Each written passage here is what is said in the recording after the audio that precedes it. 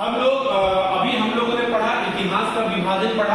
अगला टॉपिक होने जा रहा है मानव। मानव होता क्या है, मानव का उदय और मानव का विकास कैसे हुआ, इसके बारे में आज का टॉपिक हम लोग पढ़ने जा रहे हैं। तो सबसे पहले मानव, ये जो मानव शब्द है, इस मानव शब्द की जानकारी कैसे की जाती है, ये मानव है, इसको अलग से प्राणी कहा गया है, ये कैसे हमको पता चलेगा। तो देखिए, बेंजामिन फ्रैंकलिन एक साइंटिस्ट थे, इतिहासकार थे, उन्होंने सबसे पहली बार मानव को परिभाषित किया। मानव को कैसे परिभाषित किया? उन्होंने बोला वह प्राणी जो औजार बना सके उसको क्या कहते हैं, मानव कहते हैं। तो मानव का परिभाषा किस तरह से परिभाषित किया गया? औजार बनाने वाला प्राणी क्या कहलाएगा? मानव कहलाएगा। तो मानव का उदय हम बात करने जा रहे हैं कि मानव का उदय सर्वप्रथम कहां हुआ। तो सबसे पहली बार या सबसे प्राचीन ज्ञात पूर्व मानव हमें कहां से प्राप्त हुआ है? तो सबसे प्राचीन पूर्व ज्ञात मानव जो रहा है वो आपका ऑस्ट्रेलिया महाद्वीप में रहा है। कहां रहा है? ऑस्ट्रेलिया महाद्वीप में रहा है। और उस मानव को हम लोग क्या बोलते हैं? ऑस्ट्रेलोपिथेकस बोलते हैं। क्या बोलते हैं? ऑस्ट्रेलोपिथेकस। और ये हमारा सबसे प्राचीन पूर्व मानव है, जो ज्ञात मानव है, ये ऑस्ट्रेलोपिथेकस बोला जाता है। इस मानव को ये अफ्रीका महाद्वीप में पाया गया था। अफ्रीका में कहां पे? तो अफ्रीका में केन्या में। केन्या में कहां पे? तो केन्या में एक तुर्काना झील है, वहां से एक मानव का कंकाल मिला है जो लगभग 48 लाख ईसा वर्ष पूर्व है। इस मानव को, ये प्रथम मानव ऐसा है जिसका पृथ्वी पर क्या मिला है? साक्ष्य मिला है। और ये ऑस्ट्रेलोपिथेकस वो मानव है जो मानव जाति का प्रथम मानव है। इसीलिए ऑस्ट्रेलोपिथेकस को होमिनिड भी बोला गया। क्या बोला गया है? होमिनिड भी बोला गया। और ऑस्ट्रेलोपिथेकस वो मानव था जो आधा नर और आधा बानर की तरह अपना आचरण व्यक्तित्व करता था। इसीलिए इसको ऑस्ट्रेलोपिथेकस को आद्य मानव या प्रोटो मानव भी कहा गया। आद्य मानव मतलब आधा नर आधा बानर, यानी कि आधा वो विचरण, मतलब वो इस तरह से चलने वाला मानव हो गया, वो उसको ऑस्ट्रेलोपिथेकस कहा गया है। तो प्रोटो मानव या आद्य मानव किस मानव को कहा जाता है? ऑस्ट्रेलोपिथेकस वाले मानव को ही प्रोटो मानव या आद्य मानव कहा गया है। ये हमारा सबसे प्राचीन ज्ञात मानव है। समझ में आ रहा है? ये पहला होमिनिड भी है। होमिनिड मतलब मानव जाति का प्रथम जाति है। समझ में आ रहा है? ऑस्ट्रेलोपिथेकस ये हमारा सबसे प्राचीन ज्ञात पूर्व मानव हो गया। इसके बाद वर्तमान मानव का विभाजन करने के लिए हमने एक शब्द का उपयोग किया, होमो।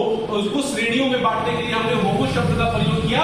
और हमने वर्तमान मानव कितने भागों में बांटा? 4 भागों में। होमो हैबिलियस, होमो इरेक्टस, होमो सेपियंस और चौथा होमो सेपियंस सेपियंस। होमो हैबिलियस पे आते हैं।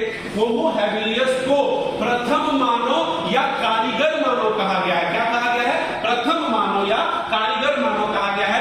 कारीगर कहने का मतलब कि इसने कुछ कारीगरी की होगी। तो इन्होंने कौन सी कारीगरी की है? तो पत्थर से औजार बनाने वाला ये प्रथम मानव था। पत्थर से औजार बनाने वाला ये प्रथम मानव था, इसीलिए इसको कारीगर मानव कहा गया या प्रथम मानव कहा गया। क्योंकि औजार बनाने के लिए हाथ का उपयोग किया जाता है, तो प्रथम बार हाथ का उपयोग करने वाला मानव भी कौन कहलाता है? आपका होमो हैबिलियस कहलाता है। और इसी मानव को कारीगर मानव भी कहते हैं। यहां तक ध्यान देने वाली बात है कि हमें अग्नि का ज्ञान नहीं था अभी तक। अब हम बात करने जा रहे हैं होमो इरेक्टस के बारे में। किसके बारे में? होमो इरेक्टस। शब्द से ही पता चल रहा है, इरेक्ट का मतलब सीधा खड़ा होकर चलने वाला। तो सीधा खड़ा होकर चलने वाले मानव को क्या कहा गया? होमो इरेक्टस कहा गया।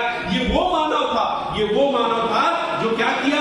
सबसे पहली बार औजार तो बनाया, लेकिन कैसा औजार बनाया? कुल्हाड़ी बनाया, हैंड एक्स बनाया। तो हैंड एक्स बनाने वाला प्रथम मानव कौन था?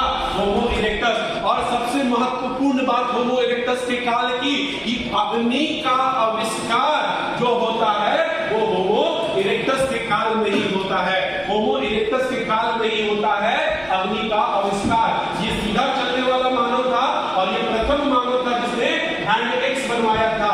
और अग्नि का आविष्कार जो हुआ है वो होमो इरेक्टस के काल में हुआ है। ध्यान रखने वाली बात है कि अग्नि का आविष्कार लगभग 1 लाख ईसा वर्ष पूर्व हुआ है। और ये मानो अग्नि का आविष्कार तो हुआ था इनके समय में, लेकिन अग्नि का उपयोग करना इनको नहीं आ रहा था। ध्यान देने वाली बात है कि अग्नि का उपयोग इनको नहीं आता था। हाँ, अग्नि का आविष्कार जरूर हो चुका था। किस काल में? होमो इरेक्टस के काल में। अब आ रहे हैं इसके बारे में, होमो सेपियंस के बारे में। ये वो मानव है जो बुद्धिमान मानव कहलाए या सोचने वाले मानव कहलाए।